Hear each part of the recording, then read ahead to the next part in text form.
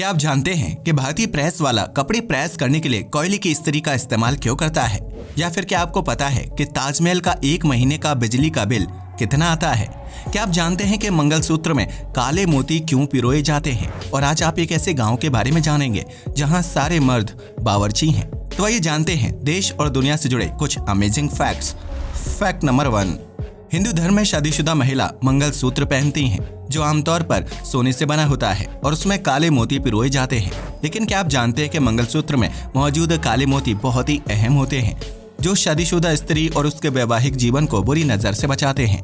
धार्मिक मान्यताओं के अनुसार भारत में काले मोती नकारात्मक शक्ति को दूर भगाने का काम करते हैं, जबकि काले मोतियों को भगवान शिव के प्रतीक के रूप में जाना जाता है। ऐसे में स्त्रियों द्वारा पहने जाने वाले मंगलसूत्र में काले मोती के रूप में स्वयं भगवान शिव उनके पति की रक्षा करते हैं, जबकि वैवाहिक जीवन से नकारात्मकता और बुरी नजर को दूर भगाते हैं। माना जाता है कि मंगलसूत्र में कई देवी देवताओं का वास होता है, क्योंकि मंगलसूत्र पहनाते वक्त कई मंत्र पढ़े जाते हैं और ईश्वर से प्रार्थना की जाती है कि महिला का सुहाग और साज श्रृंगार हमेशा यूं ही बना रहे। फैक्ट नंबर 2, जब कभी छोटा बच्चा रोता है तो माता पिता इस बात से परेशान हो जाते हैं कि वह क्या चाहता है। ऐसे में नए माता पिता बनने वाले लोगों के लिए जापान और ब्रिटेन की कंपनी ने आपस में मिलकर एक AI तैयार किया है, जो बच्चे की रोने की आवाज सुनकर बता देगा कि बच्चे को किस चीज की जरूरत है। इस AI को ऐप की तरह मोबाइल फोन में इंस्टॉल किया जा सकता है, जिसके बाद बच्चे की रोने पर उस ऐप को ओपन करना होता है। ऐसे में ऐप बच्चे की रोने की आवाज सुनकर यह बताता है कि उसे भूख लगी है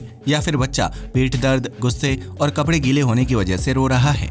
फैक्ट नंबर 3, पुरुष अक्सर घर में खाना पकाने से परहेज करते हैं, फिर चाहे वह होटल में सैकड़ों लोगों के लिए खाना पकाते हों या परोसते हों। लेकिन तमिलनाडु के रामनाथपुरम जिले में कलियूर गांव में हर मर्द खाना पकाने में एक्सपर्ट है, जो अपने घर में खाना पकाने से परहेज नहीं करते हैं। कलियूर गांव में 200 से ज्यादा पुरुष कुक मौजूद हैं, जो होटल और घर में खाना पकाते हैं। इस गांव को बावर्चियों का गढ़ माना जाता है, जहां आज से लगभग 500 साल पहले वनियार जनजाति के लोगों को खाना बनाने की जिम्मेदारी दी गई थी।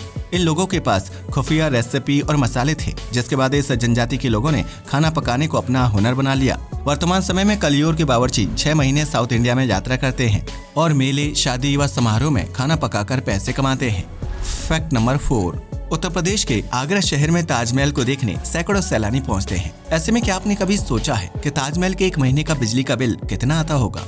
दरअसल ताजमहल के असल इमारत में कोई लाइट नहीं है, क्योंकि लाइट की वजह से कीड़े मकोड़े आकर्षित होते हैं और वह इमारत को गंदा कर सकते हैं। लेकिन ताजमहल के आसपास मौजूद ऑफिस, रास्ते, फव्वारे और म्यूजियम में लाइट, पंखे और AC का इस्तेमाल होता है। इसलिए 1 महीने में ताजमहल का बिजली का बिल 40 से 50 हजार रुपए के बीच आता है।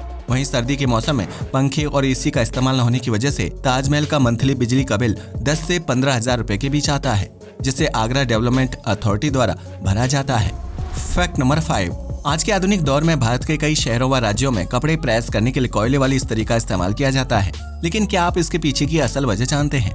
दरअसल शुरुआती दौर में जब भारतीयों ने ब्रिटिश अफसरों के लिए कपड़े प्रेस करना शुरू किया था, तो घरों में बिजली नहीं होती थी। ऐसे में लोहे की एक प्रेस बनाई गई, जिसके अंदर गर्म कोयले को भरा जाता था और उस वक्त भारत में कोयले की कोई कमी नहीं थी। कोयले वाली प्रेस से कपड़ों में पड़ी सलवटों को हटाना आसान हो जाता था, जबकि इससे कपड़े कड़क और चमकदार भी होते थे। इस तरह धीरे धीरे भारत में कोयले वाली प्रेस से कपड़े इस्त्री करने वाले लोगों की संख्या बढ़ने लगी, जो बाजार या फिर अमीर घरों की कॉलोनी में एक छोटा सा सेटअप लगाकर कपड़े प्रेस करते थे। यह प्रथा आज भी चालू है, क्योंकि गली मोहल्ले या मार्केट में बिजली का कनेक्शन लेना काफी झंझट भरा और खर्चीला काम होता है। ऊपर से बारिश के मौसम में बिजली कनेक्शन में करंट आने का खतरा रहता है, जिसकी वजह से प्रेस करने वाले व्यक्ति की जान जा सकती है।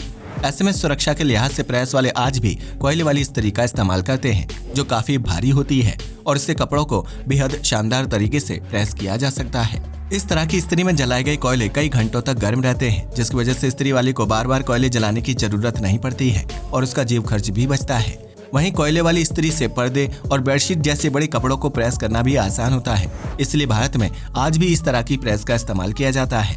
आज के लिए बस इतना ही। वीडियो पसंद आया तो इसे लाइक और शेयर करें। धन्यवाद।